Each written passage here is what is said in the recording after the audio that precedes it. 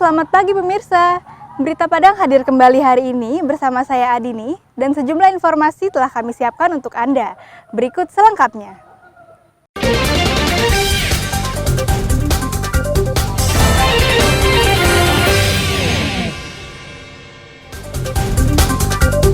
Tim SAR temukan jasad warga Tiumang yang hanyut di Sungai Batanghari pada Selasa siang.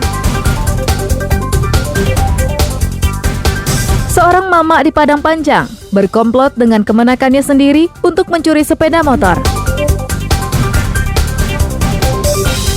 Kepala Dinas Kesehatan Payakumbuh ditahan karena korupsi dana COVID-19 hingga persediaan beras 7.000 ton untuk hadapi Ramadan dan Idul Fitri. Kami sajikan dalam berita Padang sepekan.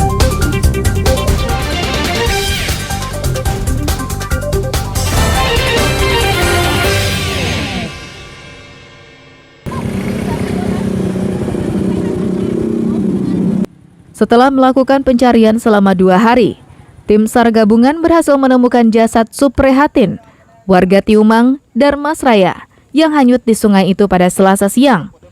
Jasad Suprihatin ditemukan tim SAR mengambang di aliran Sungai Batanghari, yang berjarak sekitar 15 km dari lokasi korban diduga hanyut. Menurut warga, Selasa siang, korban bermaksud hendak buang hajat di Sungai Batanghari. Setelah 1 jam, warga mulai curiga. Pasalnya, sepeda motor dan sandal korban masih berada di lokasi, sedangkan Suprihatin tak dilihat warga di sekitar lokasi tersebut. Pihak keluarga yang mencari korban di sekitar lokasi tak menemukan jejak korban sama sekali. Kehilangan ini dilaporkan ke BPBD Darmasraya. Tim reaksi cepat yang datang ke lokasi mencoba membuat gelombang di Sungai Batanghari dengan cara mengitari daerah yang dicurigai dengan perahu karet. Harapannya, jika korban terbenam, maka jasadnya akan muncul ke permukaan akibat pusaran air yang terjadi. Melakukan penyisiran di tepi sungai dan membuat gelombang di sungai agar nantinya korban bisa ditemukan. Jenis kelamin korban laki-laki berusia 39 tahun bernama Bapak Suprihatin. Pada operasi pencarian lanjutan yang dilakukan pada Kamis pagi, tim SAR menyusuri aliran Sungai Batanghari ke daerah hilir karena dugaan jasad korban hanyut akibat derasnya arus sungai tersebut. Dugaan tim SAR ternyata benar. Setelah menyusuri sungai selama 2,5 jam, petugas menemukan jasad Suprihatin mengambang di permukaan air. Pada pukul 10:55 WIB, tim SAR gabungan telah berhasil menemukan korban dengan jarak lebih kurang 15 km arah hilir, sudah masuk wilayah Jambi, dalam kondisi meninggal dunia. Jasad Suprihatin dievakuasi petugas dan dibawa ke rumah duka di daerah Tiumang yang berjarak sekitar 15 km dari lokasi jasadnya ditemukan. Eko Pangestu dan Alfi melaporkan dari Darmasraya dan Padang.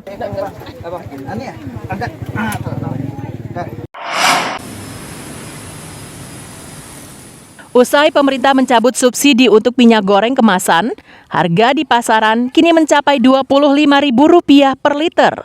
Akibatnya pelaku usaha kecil seperti pedagang makanan menjadi terbebani. Meta salah satunya. Pedagang pecel lele di kawasan Simpang Tabing, Kecamatan Koto Tangah, Padang ini hanya bisa pasrah. Sebab naiknya harga minyak goreng berpengaruh besar terhadap omsetnya. Apalagi selama ini para pembeli didominasi mahasiswa dan anak kos di sekitar tempatnya berjualan.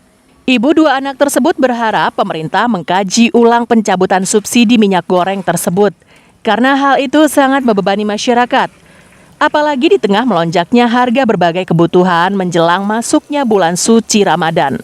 Sejak 2 hari ini dagangannya menjadi sepi karena mau tidak mau pedagang pecel lele tersebut harus menaikkan harga jualnya dari sebelumnya Rp13.000 per porsi, saat ini dijual menjadi Rp15.000 per porsi. Ya, omsetnya otomatis menurun dan kami juga untuk menjual penjualnya juga bingung kan, karena kan konsumen tahu sendiri kan nggak mau yang mahal. Kalau nggak mahal, kalau kita naikin sedikit aja, udah nggak mau beli lagi kan, mereka seperti itu. Jadi ya kita harus, ya gitulah, saya juga pusing ini supaya pemerintah bisa lebih bijak lagi mendengarkan isi hati rakyat gitu. Hal senada juga diungkapkan Desi, salah seorang pedagang minyak goreng di Pasar Tabing. Akibat naiknya harga minyak goreng kemasan, daya beli masyarakat menjadi turun. Sekarang harga minyak naik tinggi naiknya. Biasanya 16, 18, sekarang 28. Berpengaruh dengan jual beli. Lemah jual beli sekarang, biasanya habis 2 kardus, 3 kardus, sekarang 1 biji, 2 bijinya. Gonjang-ganjing soal harga dan pasokan minyak goreng kemasan akhir-akhir ini ternyata berakhir dengan dicabutnya subsidi minyak goreng kemasan oleh pemerintah. Harga minyak goreng kemasan dilepas sesuai harga pasar, sementara subsidi hanya diberikan untuk minyak goreng curah dengan harga Rp14.000 per liter. Dari Padang, Robiham melaporkan. Dek, biasa beli minyak pada? Lebih tinggi lagi karena ada pilihan. Mengantisipasi melonjaknya harga daging di pasaran, Badan Urusan Logistik Sumbar kembali datangkan 13 ton daging impor dari 35 ton yang diajukan ke Bulog Pusat. 13 ton daging impor tersebut kini disimpan di gudang Bulog, Jalan Sultan Syahrir, Padang Selatan. Harga daging sapi lokal di pasaran saat ini masih bertahan Rp130.000 per kilogram. Agar tidak melonjak, Bulog Sumbar sudah menyiapkan persediaan daging impor untuk dilepas ke pasaran, terutama saat memasuki bulan puasa. Daging impor dijual dengan harga Rp80.000 per kilogram. Dengan dilepasnya daging impor ke pasaran, masyarakat yang akan membeli daging bisa memilih. Jika sudah ada pilihan, diharapkan harga daging sapi lokal kembali normal menjadi Rp120.000 per kilogram. 13 ton 400 paling tidak itu daging bisa memberikan pilihan kepada masyarakat untuk menghadapi puasa. Tidak ada pilihan kepada masyarakat untuk kebutuhan protein hewani, dan ini juga kita minta tambahan 13 ton 400. Nah, kita kemarin mengajukan sekitar 35 ton, jadi ada tahap berikutnya masuk untuk menambah pasokan di sementara yang masuk itu dulu karena kita 120 sampai 130. Nah, ada daging dari Bulog, daging buku, kerbau dengan harga Rp80.000. Nah, itu kan paling tidak ada pilihan kepada masyarakat, dan pedagang juga mungkin tidak akan berani menaikkan harga lebih tinggi lagi karena ada pilihan. Sebelum Ramadan, rencananya Bulog akan menambah persediaan daging impor 22 ton lagi. Saat ini, Bulog Sumbar masih menghitung jumlah daging yang akan dibutuhkan hingga 3 bulan mendatang. Dari Padang, Robiham melaporkan.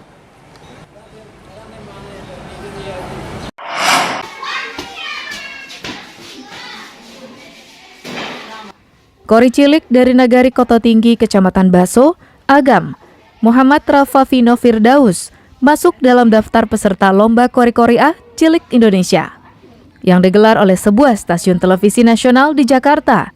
Bocah yang duduk di kelas 6 SD Negeri 12 Koto Tinggi ini akan mewakili Sumatera Barat dalam perlombaan tersebut.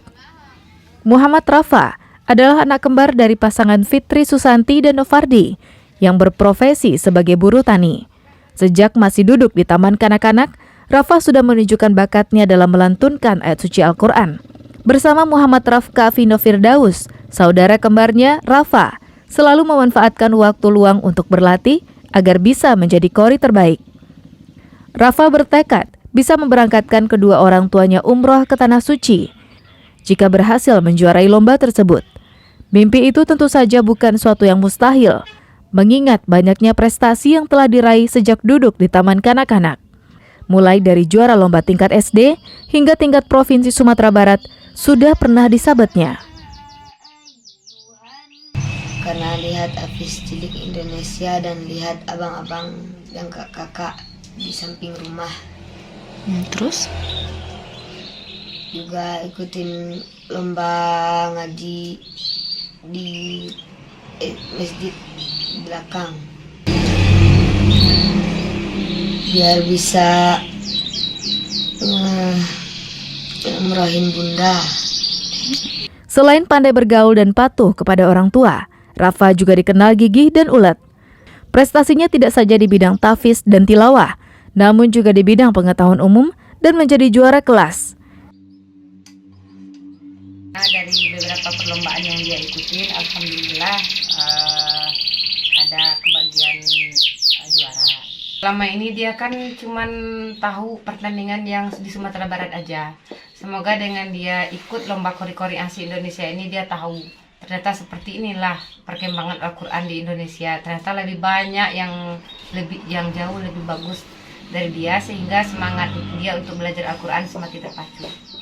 Dari deretan prestasi yang diraih Rafa, di antaranya juara 1 Ibkoh Sumbar cabang 1 juz dan tilawah, Harapan 2 MTQ Nasional tingkat Sumbar tahun 2021, juara 1 MTQ Nasional tingkat Kota Bukit Tinggi cabang 1 juz dan tilawah. Dina Amrina melaporkan dari Kabupaten Agam. Lil kafirin